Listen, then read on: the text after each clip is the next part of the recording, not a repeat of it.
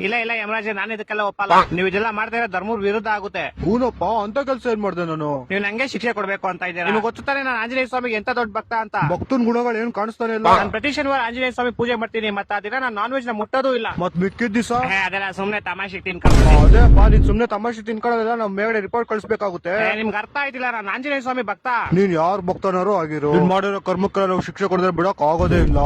S, ದೇವ್ರು ಬಂದ್ಬಿಟ್ರು. ಓ ಹನುಮಾನ್, ನೀನ್ ಇಲ್ಲಿ? ಎಲ್ಲಿ ನನ್ ಭಕ್ತ ಸಂಕಟದಲ್ಲಿರ್ತಾನೋ ಅಲ್ಲಿ ನಾನು ಬರ್ಲೇಬೇಕು. ಅಯ್ಯೋ, ಯಾವ ಸುಮ್ಮನೆ ಭಕ್ತ? ಅವ್ನ್ ಸ್ವಾರ್ಥಕ್ಕೋಸ್ಕರ ಪಾಪ ಮೂಕ್ ಪ್ರಾಣಿಗಳನ್ನ ಹತ್ಯೆ ಮಾಡ್ತಿದ್ದ. ಆದ್ರೆ ಶನಿವಾರ ಮಾಡಿಲ್ವಲ್ಲ.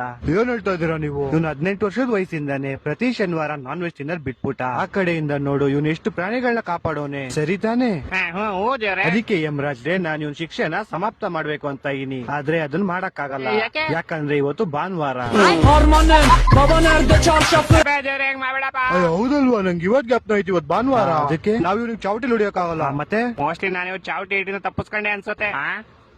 ನೀವಿಬ್ರು ಹಿಂದೆ ಏನ್ ನೋಡ್ತಾ ಇದೀರಾ? ಕುಡಿದಿರೋ ಬೆಂಕಿಲ್ ಹಾಕೋಣ. ನಿಮ್ಮಿಷ್ಟ ಯಮರಾಜ್ರೆ.